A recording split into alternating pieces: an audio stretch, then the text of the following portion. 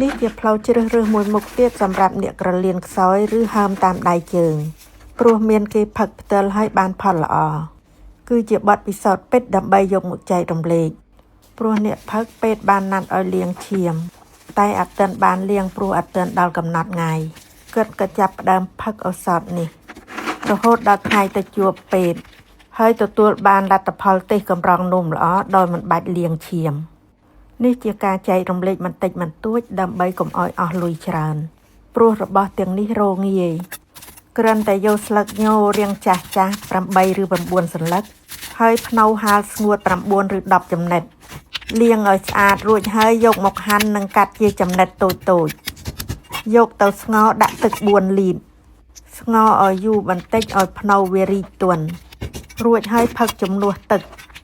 ផឹករហូតដល់2ឬ2ខែជាងបានទទួលផលល្អ